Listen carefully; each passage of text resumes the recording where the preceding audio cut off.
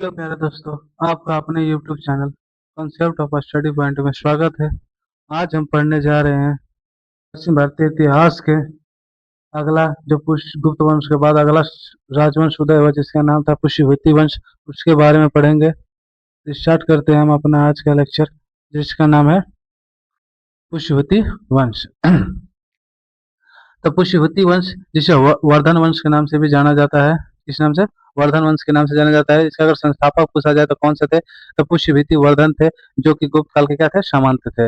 उन्होंने अपनी राजधानी हरियाणा के थानेश्वर में बनाई थी।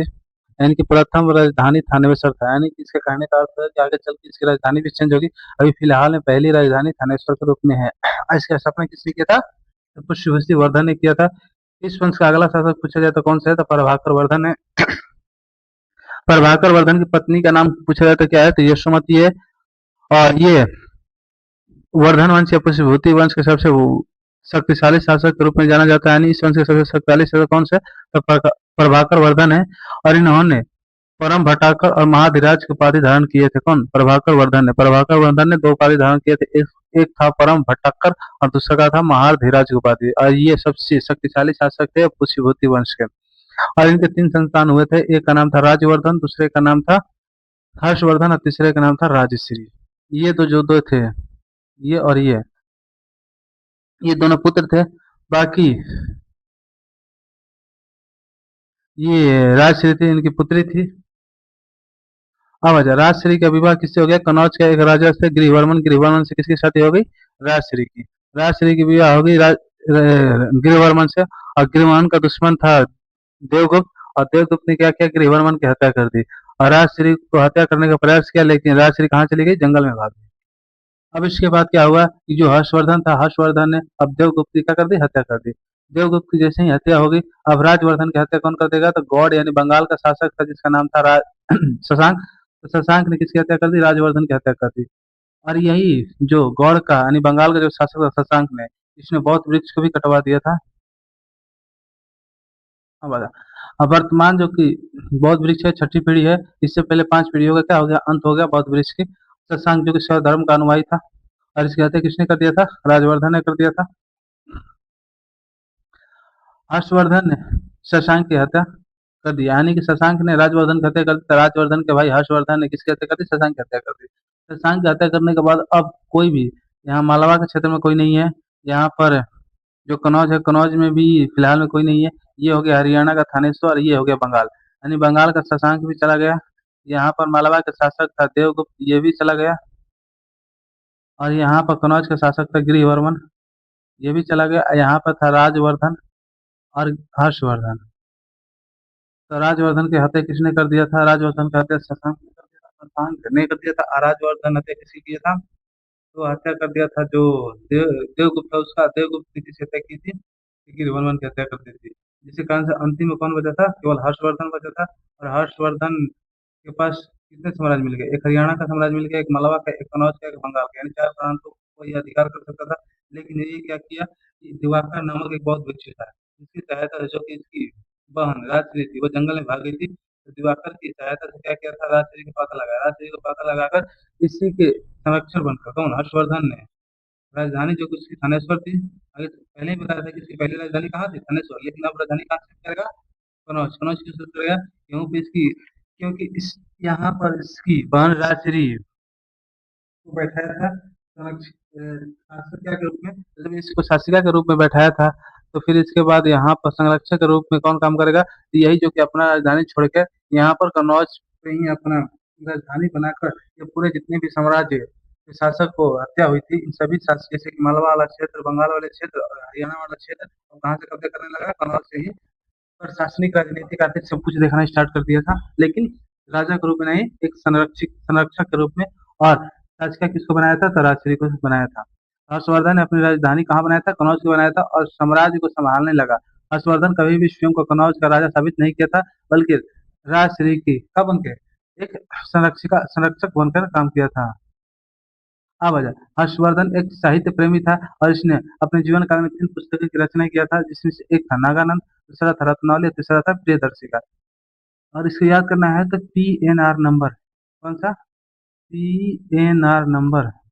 पी मतलब प्रियदर्शिका, एन मतलब नागानंद और आर मतलब रत्नावली।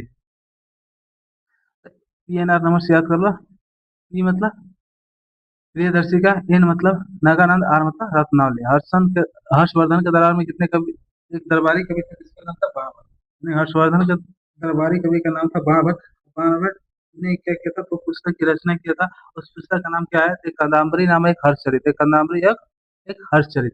यानी कि हर्षवर्धन के जो राज दरबारी कवि था जिसका नाम था बाणभट्ट, बाणभट्ट ने अपने दो पुस्तकों की रचना की थी जिसका नाम है कादम्बरी और हर्षचरित। तो पूछता है कादम्बरी की रचना किसने की है, तो बाण भट्ट ने, और हर्षचरित की भी रचना किसने की है, तो बाण भट्ट ने की है। अब आजा, हर्षवर्धन को शिलादित्य कहा जाता है। हर्षवर्धन को क्या कहा जाता है, शिलादित्य कहा जाता है। हर्षवर्धन को भारत का अंतिम हिंदू सम्राट भी माना जाता है। हर्षवर्धन को क्या माना जाता है, अंतिम हिंदू सम्राट, क्योंकि बाद इसके बाद कोई भी उत्तर भारत या भारत में हिंदू शासक नहीं बन पाया जो कि पूरे भारत को क्या करे, एकीकृत करके और शासन कर सके। यानी इसलिए भारत का अंतिम हिंदू सम्राट किसे माना जाता है, हर्षवर्धन को। चीन ने राजा अपने राजदूत को हर्षवर्धन के दरबार में भेजा था, और इसी के काल में चोर और डाकुओं का बोलबाला भी था। यानी कि चोर डाकू इस समय बहुत ज्यादा व्यापक स्तर पे हो गए थे। हाँ, इस समय मथुरा जो कि सूती वस्त्र का प्रमुख उत्पादन केंद्र बन गया था। इस समय चीनी यात्री ह्वेन ने भारत की यात्रा किया था। ह्वेन, यही ह्वेन है, जिसे क्या कहा जाता है, नीतियों का पंडित कहा जाता है, शाक मुनि भी कहा जाता है, यात्रियों का राजकुमार। यात्रियों का राजकुमार किसे कहा जाता है, ह्वेन को। ह्वेन कहाँ का था, चीन का था। यानी चीन से यहाँ पे आया था। इसे नीतियों का पंडित कहा जाता है या शाक मुनि भी कहा जाता है। ये कब आया था भारत में, 629 ईस्वी में। ह्वेन कहाँ आया था, भारत आया था। और नालंदा विश्वविद्यालय के कुल अधिपति शिलभद्र थे। यानी कि जब ये 629 ईस्वी में ह्वेन हर्षवर्धन के समय आया था, तो उस समय नालंदा विश्वविद्यालय के कुलपति कौन थे, तो शिलभद्र थे। और ह्वेन ने अपनी पुस्तक सी युकी में क्या किया था, भारत की वृत्तांत यानी की चर्चा किया है। इसका नालंदा विश्वविद्यालय में स्टूडेंट के रूप में, यानी कि अध्ययन के रूप में, और अध्यापन यानी टीचर के रूप में भी कार्य किया है। यानी जो ये ह्वेन है, जब ये नालंदा आया था तो नालंदा विश्वविद्यालय में एक अध्ययन के रूप में यानी स्टूडेंट के रूप में भी काम किया था, और साथ में एक टीचर अध्यापक के रूप में भी इसने काम यहाँ पर किया था, नहीं पढ़ाया था, नहीं दोनों कार्य को यहाँ पर संबोधित किया था। हाँ भाई, नालंदा विश्वविद्यालय के लिए 100 गांवों की आय हर्षवर्धन ने दान के रूप में दे दिया। यानी नालंदा विश्वविद्यालय के लिए जितने भी खर्च, विकास में जितना भी खर्चा होता था या होने वाला था, उसके लिए इसने क्या कर दिया कि रोजाना देने से अच्छा है कि उसने क्या कर दिया कि जो 100 गांव से जितना भी इनकम आएगा, टैक्स आएगा, वो सब किसके ऊपर चला जाएगा, नालंदा विश्वविद्यालय के कार्यों में चला जाएगा। वेद संघ की विविधता को देखकर हर्षवर्धन ने प्रत्येक 5 वर्ष में प्रयाग में जो होने वाला था महामोक्ष, उसकी परिषद की अध्यक्षता किसके सौंप दिया, ह्वेन सांग को सौंप दिया। जैसे ही ह्वेन सांग को यह अध्यक्षता मिली, जिसके कारण से ब्राह्मण ने हर्षवर्धन का क्या कर दिया, विरोध करना स्टार्ट कर दिया था। और कुंभ मेला का प्रारंभ, जो कुंभ मेला जो कि हर 4 वर्षों में होता है, अलग अलग 4 जगहों पर होता है, तो ये इसके समय से स्टार्ट हुआ था, हर्षवर्धन के द्वारा ही इसको चलाया गया था। हर्षवर्धन हिंदू था किंतु महायान शाखा से प्रभावित था। यानी कि ऐसे तो जन्मजात हिंदू था और हिंदू ही रहा, लेकिन वो इसका ज्यादातर लगाव किसमें था, बौद्ध धर्म के महायान शाखा के प्रति था। लेकिन कभी भी इसने बौद्ध धर्म का महायान शाखा या बौद्ध धर्म को नहीं अपनाया था, बल्कि इसके प्रति इसका लगाव था। हर्षवर्धन के समय उत्तर भारत का सबसे महत्वपूर्ण शहर कौन था, कनौज था। इसके समय कनौज में बहुत बड़े बौद्ध सम्मेलन का आयोजन किया गया था, जिसके कारण से इसे पांचवी बौद्ध संगीति से संबोधित किया जाता है या कहा भी जाता है। हर्षवर्धन समस्त उत्तर भारत को जीत लिया था, किंतु कश्मीर क्षेत्र को अपने क्षेत्र में शामिल नहीं किया था। यानी कि जो कश्मीर वाला क्षेत्र था उसको अपने क्षेत्र में शामिल नहीं किया था। बाकी जितनी भी उत्तर के क्षेत्र थे उस सभी क्षेत्रों को हर्षवर्धन ने क्या किया था, अपने अंदर कर लिया था। लेकिन जब हर्षवर्धन ने दक्षिण भारत अभियान प्रारंभ किया था, तो उस समय नर्मदा नदी के तट पर दक्षिण भारत के चलुष्य शासक पुलकेशिन द्वितीय ने इसे पराजित कर दिया था। यानी कि हर्षवर्धन ने जब दक्षिण की ओर विजय अभियान स्टार्ट किया, तो जो नर्मदा नदी है उसके दक्षिणी तट पर एक शासक था जिसका नाम था पुलकेशिन द्वितीय, जो कि चालुक्य वंश का शासक था। इसने क्या कर दिया था कि हर्षवर्धन की पराजित कर दिया था। इसकी जानकारी हमें कहाँ से मिलती है, तो ऐहोल नामक अभिलेख है जो कि पुलकेशिन द्वारा इसके बनाया गया था या लिखवाया गया था। इससे जानकारी मिलती है कि हर्षवर्धन को किसने हराया था, तो पुलकेशिन द्वितीय ने हराया था, जो कि चालुक्य वंश का शासक था। 647 ईस्वी में हर्षवर्धन की क्या हो गई, मृत्यु हो गई। और हर्षवर्धन की कोई संतान नहीं थी, जिस कारण से वर्धन वंश क्या हो गया, पतन हो गया।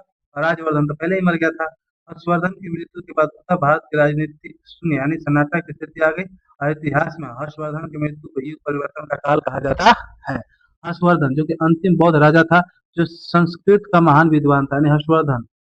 तो युग परिवर्तन का काल भी कहा जाता है, क्योंकि हर्षवर्धन की मृत्यु के बाद कोई भी योग्य शासक या हर्षवर्धन कोई संतान भी नहीं था, कोई अगला योग्य शासक भी नहीं रहा जो कि इस राजनीतिक शून्य को भर सके, जिसके कारण इसलिए हर्षवर्धन को क्या युग परिवर्तन, जो हर्षवर्धन की मृत्यु है, जो कि एक युग परिवर्तन के रूप में भी जाना जाता है। हर्षवर्धन अंतिम बौद्ध राजा था, जो संस्कृत का महान विद्वान था, जो संस्कृत के बारे में बहुत अच्छा जानता था, इसलिए उसने 3 पुस्तकों की रचना कर दिया था, जिसे हम पीएनआर से याद करें, प्रियदर्शी का एक नगानंद आहार मतलब रत्नावली, ये 3 पुस्तकों की रचना किया था।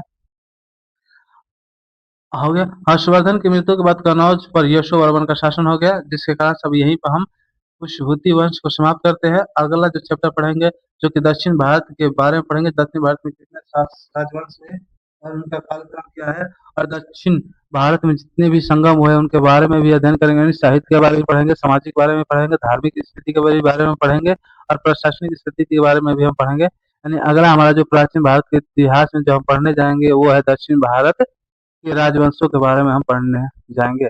तो आज हमारा समाप्त यहीं पर खत्म होता है।